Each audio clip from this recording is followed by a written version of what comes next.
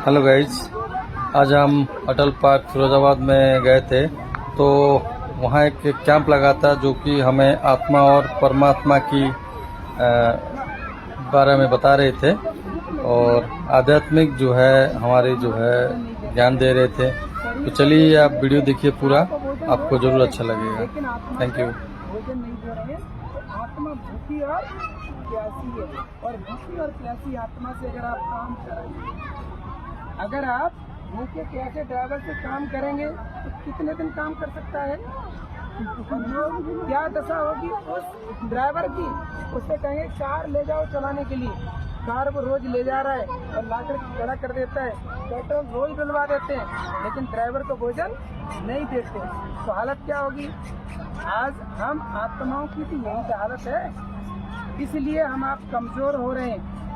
हमारे आप में सहन करने की शक्ति नहीं है, समाने की शक्ति नहीं है, सहयोग करने की शक्ति नहीं है। अगर परिस्थिति आ जाए तो सामना करने की भी शक्ति नहीं है। अब ये बैटरी डिस्चार्ज हो गई, बिना खाए पिए बैटरी डिस्चार्ज हो गई, तो इसका भोजन पहले तो हमें पता होना चाहिए। जैसे कार का भोजन तो हमने पता चला लिया कि डीजल और पेट्रोल है, लेकिन इसके अंदर बैठा हुआ ड्राइवर वह भी तो कुछ खाता होगा। जैसे शरीर को हम भोजन देते हैं रोजाना, शरीर उसकी कार 3 टाइम भोजन देते हैं, लेकिन आत्मा और उसके ड्राइवर को बिल्कुल भी।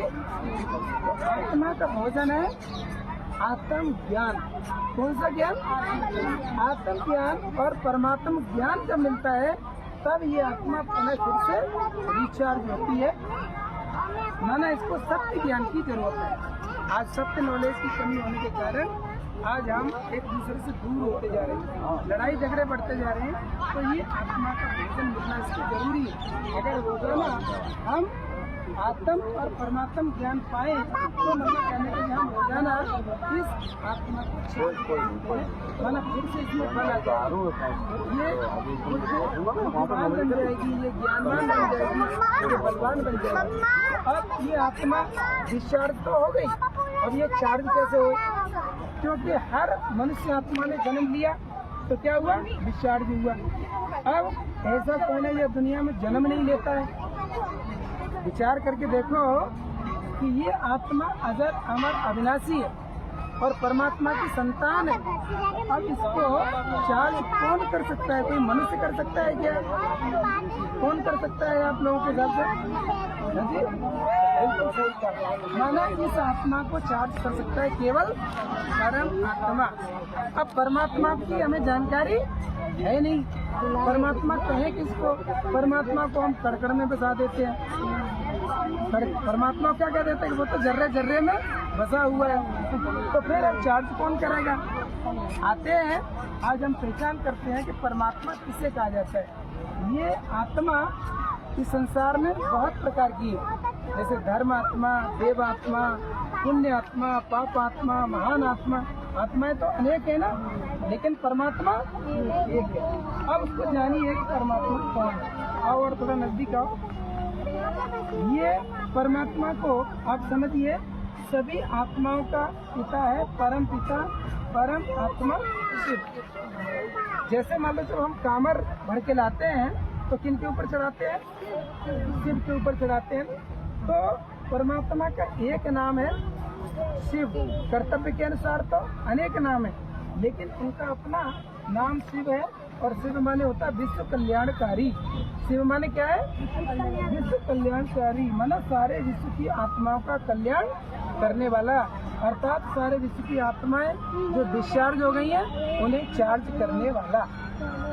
देखिए सारे धर्म के आप थोड़ा सा देखिए, चाहे वह जीसस क्राइस्ट हो, चाहे वह सिख धर्म वाले हों, चाहे जापानीज हों, चाहे मोहम्मद धर्म वाले हों, हर धर्म की अनुयायियों ने एक ही को परमात्मा माना।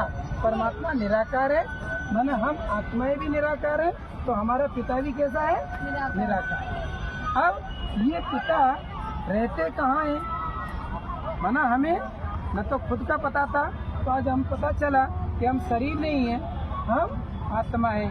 आत्मा परमात्मा का बच्चा है, जैसा बच्चा और वैसा पिता। अब आगे हम देखते हैं कि परमात्मा पिता रहते कहाँ हैं। भाई कहते हैं कि परमात्मा 3 लोक के नाथ है। कितने लोग के? वो 3 लोग कौन कौन से हैं, कोई बताएंगे? 3 लोग कौन कौन से हैं? जैसे दुनिया में कहते हैं कि एक पृथ्वी लोक, एक पाताल लोक, एक आकाश लोक और एक मंच लोक यानी पृथ्वी लोक। लेकिन परमात्मा ने धरती पर आकर के बच्चों को ज्ञान दिया। जब परमात्मा धरती पर आते हैं, ये हालत जब होती है तो परमात्मा धरती पर आते हैं और आकर के बच्चों को ज्ञान देते हैं। तब कहते हैं कि बच्चे तुम शरीर नहीं हो, तुम कौन हो? आत्मा हो। और आत्मा रहती कहाँ है, ये चीजें हमें समझनी है इस गोले के माध्यम से। यानी दुनिया में कहा कि पाताल और आकाश और मंजलोक, लेकिन परमात्मा कहते हैं कि जहाँ पाताल से लेके और आकाश तक, कहाँ तक?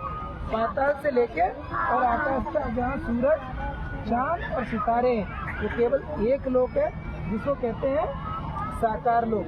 कौन सा लोक? साकार लोक। यहाँ पर आत्माएं आकर के शरीर लेती हैं और शरीर धारण करके अपना अपना पाठ बजाती हैं, अपना अपना पाठ बजाती है। पाठ बजा करके एक शरीर छोड़ करके दूसरा शरीर लेती रहती है जब तक ये ड्रामा पूरा नहीं हो जाता।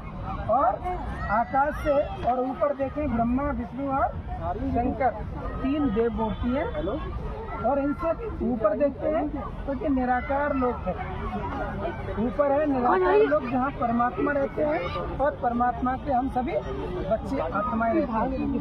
तो यहाँ से आत्माएं धरती पर आती है और आकर के अपना अपना शरीर लेकर के पाठ बजाती है। लगता नहीं है कभी। ये आत्माएं धरती पर पाठ बजा करके जब ये ड्रामा कंप्लीट होता है तब फिर से परमात्मा इन्हें रिचार्ज करता है, माना इन आत्माओं को फिर से रिचार्जिंग करता है।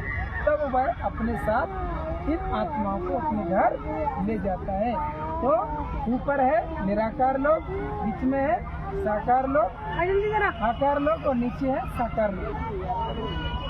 अब इसके आगे आप लोग जो है कहने खड़ी है, वहाँ अपने अपने अंदर अगर कोई भी ये चाहते हैं कि हम गुणों को धारण करना चाहते हैं और हमारे अंदर किसी भी प्रकार का कोई क्रोध है, कोई अवगुण ऐसा है, उसे छोड़ना चाहते हैं तो आप लोग छोड़ भी सकते हैं। बहन परमात्मा का ध्यान करेंगे पहले 10 सेकंड के लिए, उनका ध्यान करके जो भी आप है ना अवगुण छोड़ना चाहते हैं उसको छोड़ देंगे तो आपको अगले दिन से ही आज से आपको दिखेगा कि वो हमारा जो अवगुण है वो धीरे धीरे हमारे कमी आती है, वो छूट जाएगा। जा ही नहीं रहा है, बहुत कोशिश कर ली है। और कोई बुराई है जिसको आप छोड़ना चाहते हैं? संकल्प करके कि हाँ मुझे आज छोड़ना ही है, मैं उस जगह पर छोड़कर ये चीज़ आया था या आई थी, तो उस चीज़ को अंदर से दृढ़ संकल्प करके और आप अच्छे मन से लिख दीजिए, आपका वो अवश्य छूटेगा। जो भी आप और आप अपने अंदर का कोई गुण पता करना चाहते हैं हमारे अंदर कौन सा गुण है तो वो भी वहाँ से निकाल सकते हैं और उसको डेली अगर यूज करेंगे तो वो आपके अंदर विशेषता है।